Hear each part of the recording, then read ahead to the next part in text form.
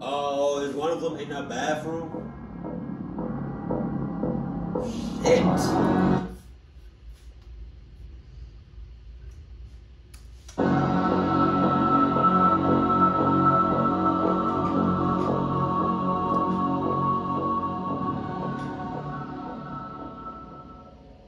I work on boats that transport different goods around, different parts of the world. Hey, bro.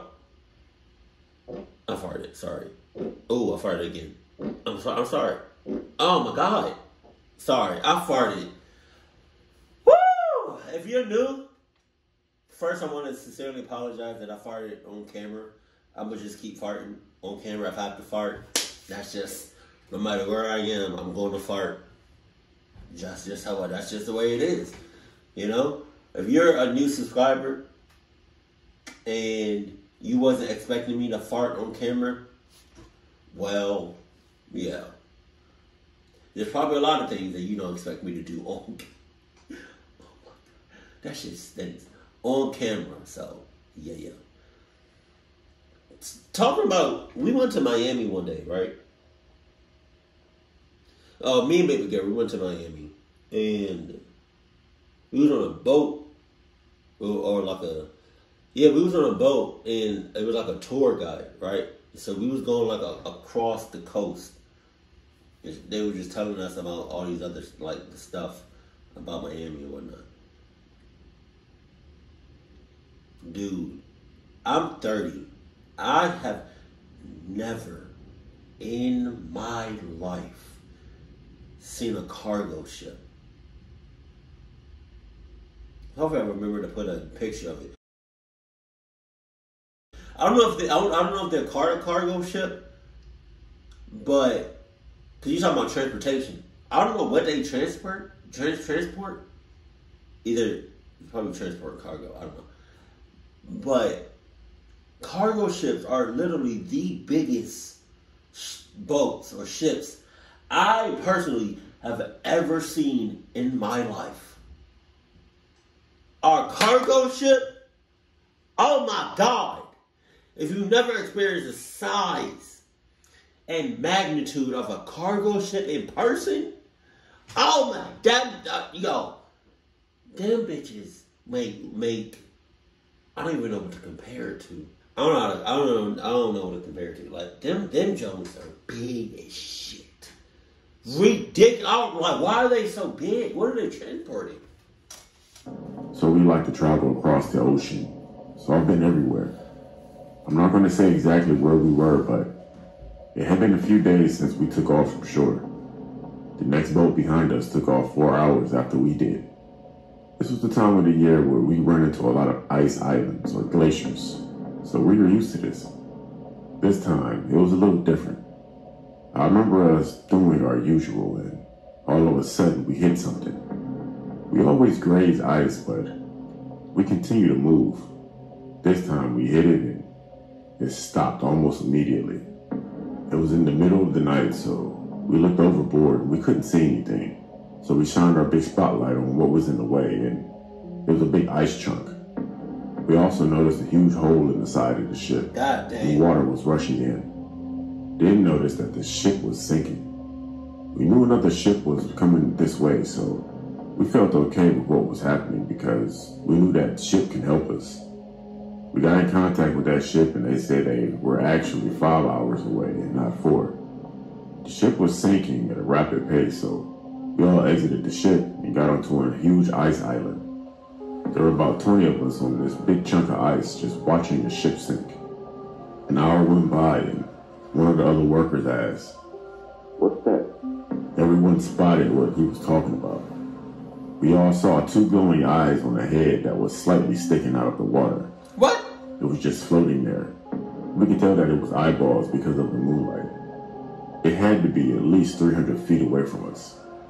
So as we're standing there, there were at least 5 small ice islands between us and whatever that was in the water.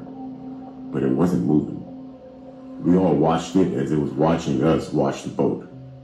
So some of us quit paying attention to it, and another hour goes by. Then someone yells out that it was moving. Everyone looks at it again, and those eyes were moving closer to us in the water. with that head halfway out of the water. At this time, it gets to an ice island and it stops. It doesn't get on the island. It's still far away from us, but it's closing in. Then we see it get out of the water and it climbs on the island. Then one of the guys says, "Oh my God, that's a polar bear." Oh my God. It stood there and it stared at us. It was sniffing in the air. It was trying to figure us out. Then it walks forward and it jumps back into the water and begins to swim toward us again. Oh my God. It was closing in. But then it stopped again and was just watching us. So it watched us for about 20 minutes. Then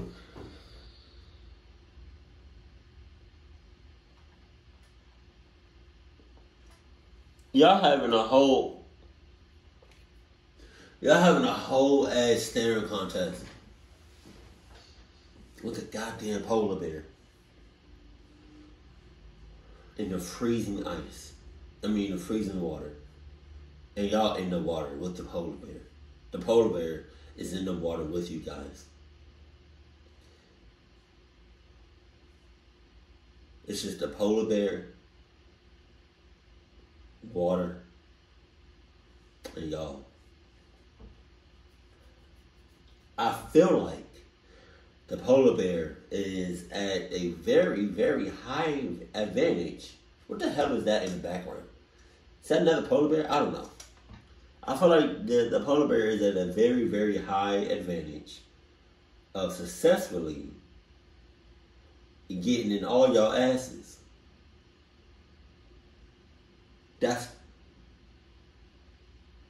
I've seen polar bears swim. They got webbed toes and fingers.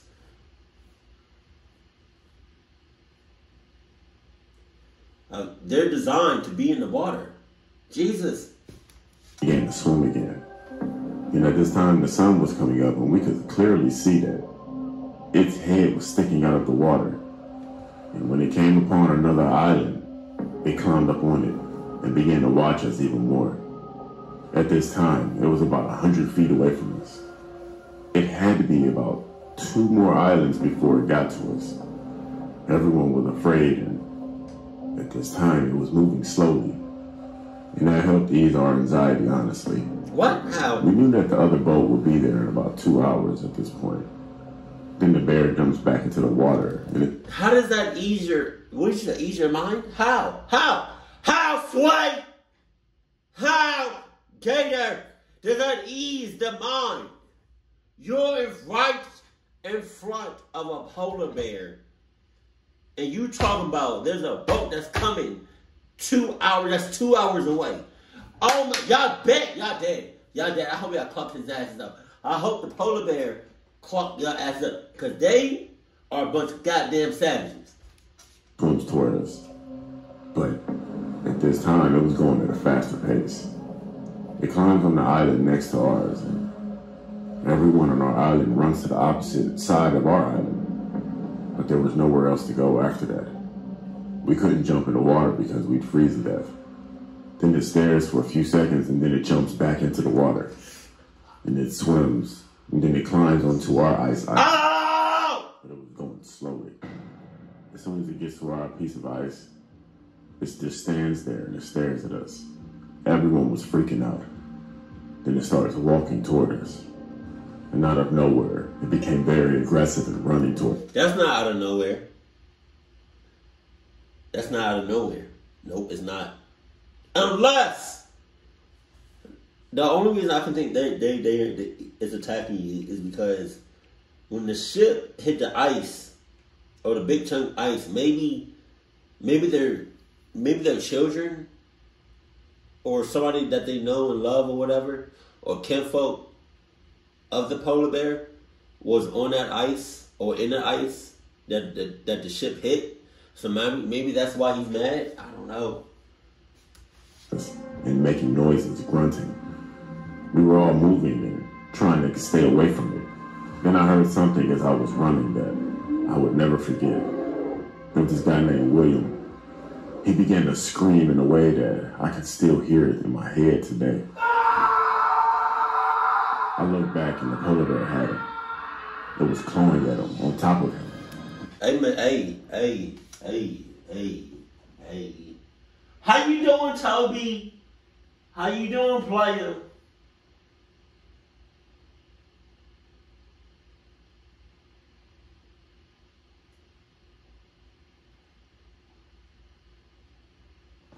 You couldn't have warned me that that scream was coming?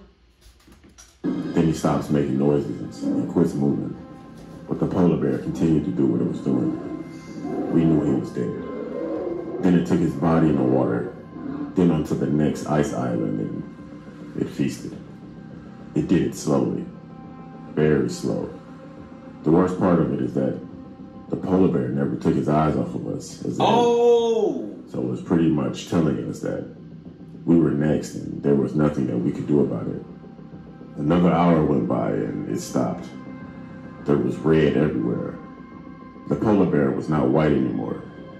It began to walk toward the edge of the ice island it was on, and then we heard a loud horn. We looked in the distance and it was another ship. It was the ship that we were talking about. The polar bear stopped. Then it turned and looked at the ship, then began to walk toward the edge again. Then the ship blew the horn again, over and over. They noticed what was happening. The bear stopped and it turned. Then it looked at us. Then it looked at the ship again. And it just stood there, looking back and forth. Then it turned away from us, jumped in the water, and simply just swam away. We all just sat there staring at William on the other ice island, as it didn't even look like him. He was lifeless. Everyone was crying or they were in shock. Eventually the other ship came and got us. We retrieved what was left of William and we got out of there. What was left? That day mentally scarred everyone who was there. And it's something that we can't forget. What was left of him? That is so disturbing.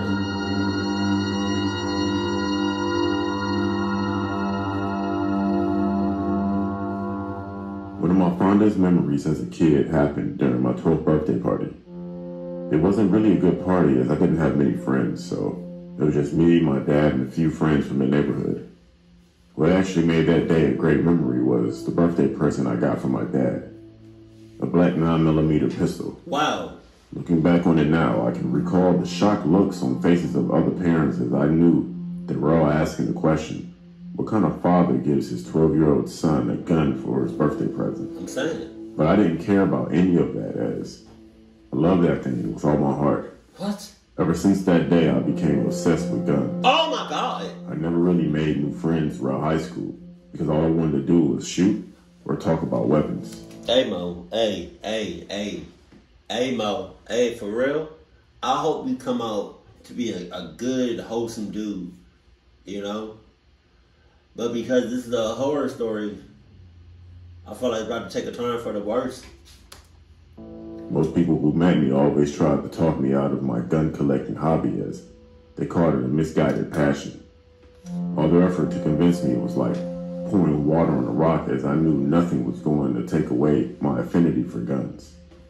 But after my experience on the 12th of February 2007, my mindset was forever changed. The day started like every other day.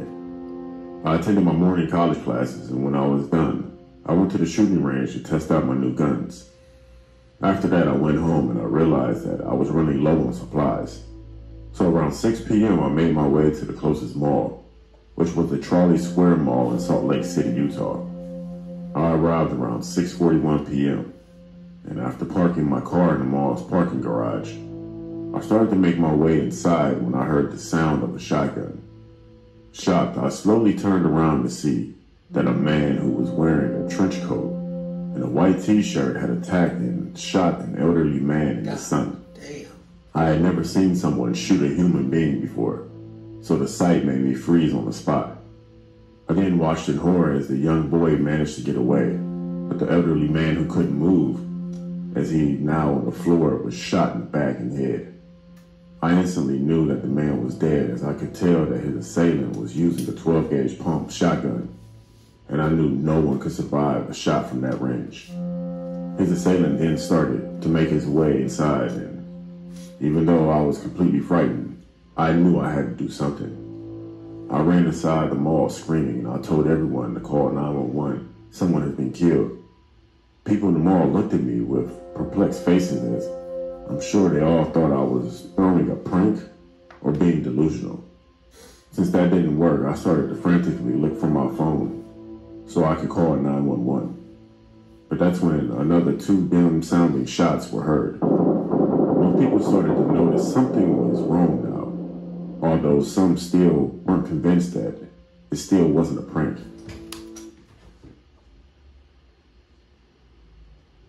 God forbid, I'm out in public and somebody talking about something. Run, run, run. Somebody call police. Somebody's dead. Why would you not take that seriously? Even though it was a prank. I'm haul-assing out that place. I'm getting my distance. I'm taking cover. I'm not going to be like, boy. Obviously, it's a prank. Like, nobody would ever. But it's crazy because nowadays, it's like I hear about shootings every goddamn day. Finally managed to find my phone, and right as I was about to dial 911, I heard 2 loud shots coming from the entrance doors directly behind me. Damn! Before I could do anything, I felt a searing pain ripple through my body as I fell to the floor. I couldn't feel the lower part of my left arm, and when I looked at it, I realized that I'd been shot. The mall then went into a frenzy as people started to run and hide. Oh, yeah? I was completely frightened, but I still... The people started running after hella shots were fired.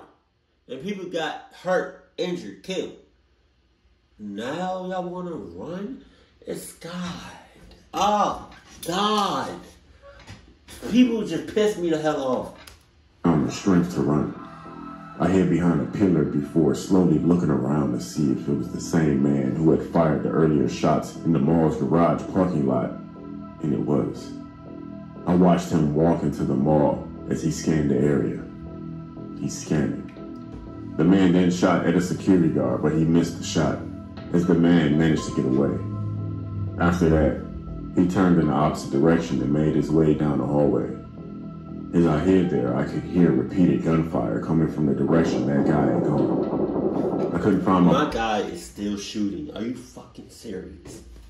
Phone anywhere as I realized I had dropped it when I fell during the earlier commotion. I didn't want to do it, but I had no choice. So I reached for the black 9mm pistol that I always carried around with me.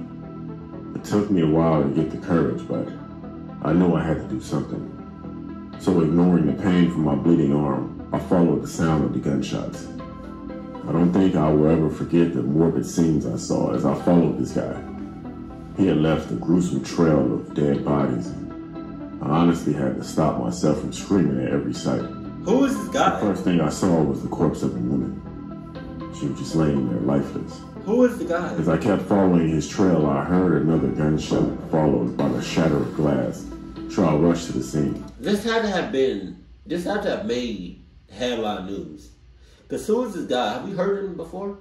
Have you said his name? Did you say his name yet? It was a car store called Cabin Fever, and I saw an elderly woman lying face down, shards of broken glass. I could clearly see the assailant now, as I watched in horror as he pointed his gun at 3 people who were in front of the store. One of them was a young child. He couldn't see me as I was in a secluded area, so I readied my gun to shoot. I don't know why, but I hesitated as I had been shooting guns all my life, but at this moment my hands were shaking vigorously and I couldn't pull the trigger. So I just watched in fear as he squeezed the trigger 3 different times. The man then left the store to reload his gun, and a woman who I assumed was the mother of the little girl started to crawl toward her still moving child. I wanted to do something, anything, but I truly couldn't move. It didn't take long before the man came back, and with no hesitation, he did it again. Oh! Now, that woman was shot. so as soon as that man left, I threw up. I cursed myself for not being able to shoot the guns I admired all my life, but even then, I knew why I didn't do it, as I knew I would be no different from him if I did. I had seen them shoot people in movies numerous times, but nothing compared to seeing it in real life. I felt nothing but repulsion for the gun I had in my hand. So you said you would not feel, you would, what, you said, go back. All my life, but even then, I knew why I didn't do it, as I knew I would be no different from him if I did. What? You'd be no different from, he's literally killing for sport. He's literally killing any and everybody of all ages. Doesn't matter who it was. You're going to shoot him. You could have shot him or killed him. Like, you could have just ended all of this. Or did a flesh wound or something. You're nothing like him. What? I had seen them shoot people in movies numerous times, but nothing compared to seeing it in real life. I felt nothing but repulsion for the gun I had in my hand. So now I just dropped it and I watched it fall to the floor. My mind couldn't take it anymore, so I started to make my way out of there. It didn't take long before I saw a police officer. He asked me if I was all right, but before I could speak, I collapsed to the floor. I had lost a lot of blood now, but I was still conscious. I then heard numerous gunshots to my right, and out of the corner of my eye, I could see the cops had found the assailant. The man was surrounded now, but he kept firing his gun. Then the cops quickly returned fire, and within minutes, the man dropped dead. When it was all over, I was taken to the hospital by the paramedics. Luckily, I was only shot in the arm, so apart from the blood loss, I was just in critical condition. The Trolley Square shooting shook everyone in the state of Utah and the entire United States. Over 6 people were killed and 4 were injured. The gunman, who was identified as Suleiman Talibid, was the person responsible for it. Numerous investigations were carried out into his life by the cops. If they wanted to find the motive behind the ghastly act, after all their efforts, nothing was found. Apparently, the assailant's aunt and family were all shocked as we were. No, they weren't. I stopped following the case after that, as I wanted to move on and heal from the incident. I eventually sold all the guns in my collection, as something that once brought me joy and excitement now made me feel fear and repulsion. Yeah. I also tried to get my father to give up on his obsession with guns, but he didn't agree. This has caused a lot of problems in our relationship, as there's now a huge rift between us. It's been 15 years since the incident, and looking back on it now, all it took was a couple of minutes to see firsthand what guns I love so much were capable of doing in the wrong hands. Yeah, but I feel like you were using the right hands. I feel like you could have did something. I mean, I don't know. I get it, then I don't get it. You had a fascination with guns, all kinds of guns. But I mean,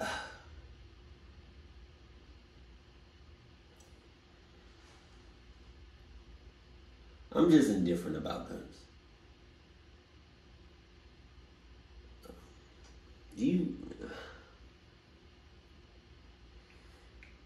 I just feel like so long as you don't get out of hand, lose no control, and have complete control when it comes to guns, then you should be okay. You should be good. But then,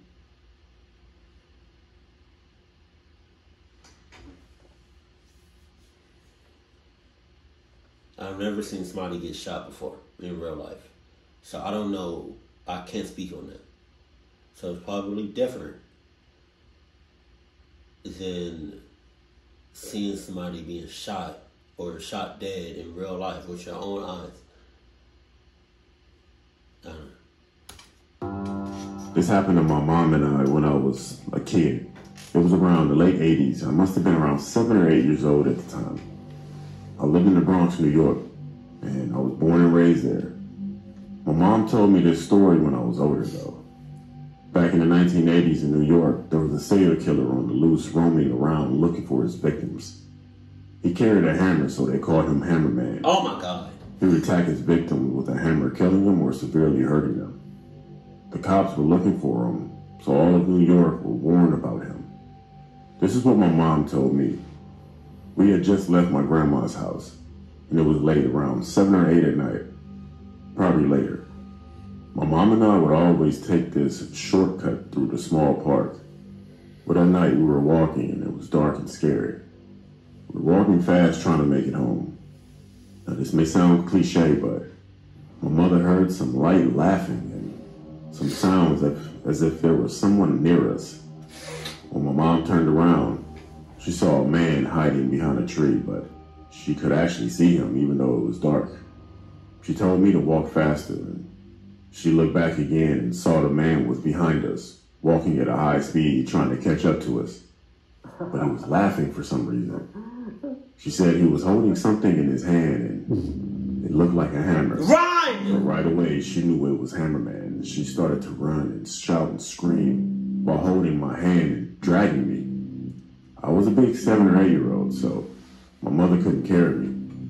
So she actually drugged me, literally. She was dragging me across the ground. I was pretty slow, so she had to do that.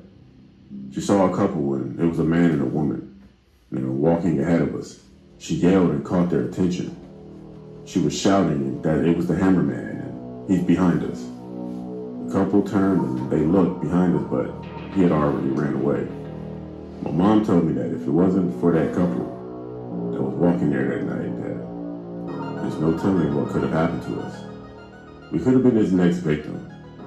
Now, I know this story sounds crazy and it's short, but this is a true story, and now I'm an adult.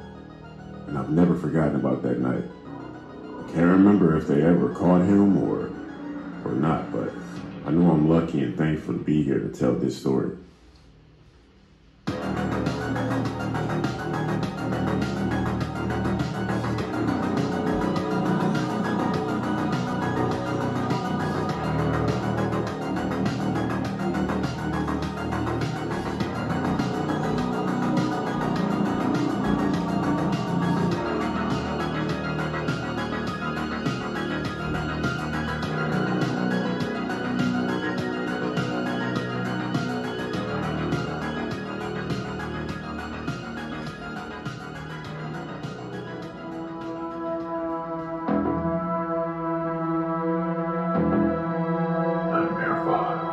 Gattor fires. I just want to say for that last story, they talking about something they don't know what would have happened if like they stayed there, or if it was a different situation. If it was a different situation, like, you know, y'all stayed there or whatever. Hammerhead would have smashed y'all head in with that hammer. That's what would have happened. But let me know how y'all feel about guns. I think I'm fine with the guns so long as it doesn't end up in the wrong hands. But that's nearly impossible, because you can have no criminal record. You can have no record at all. You can be like, you can seem like the nicest person. You can seem like the best person in the world. You know, you gave it 2 weeks to all your jobs, have a 4.0, be in a healthy relationship, but then you get an AK-47 and you go to the mall and you start shooting it up. Like, what the fuck? That's crazy. That's like, I don't know. Maybe people shouldn't have guns. Or maybe, I feel like it's a 50-50. I feel like it's a 50-50. Because we're all humans. People make mistakes. I feel like it's on us to learn from no mistakes and never do those mistakes again or anything similar to that. I don't know how to, man. The gun laws are just tripping me out. The gun laws, I'm indifferent. So, y'all let me know how y'all feel about guns and gun laws and all that. Keep it cool, keep it classy, and I love you. Stay happy. My family.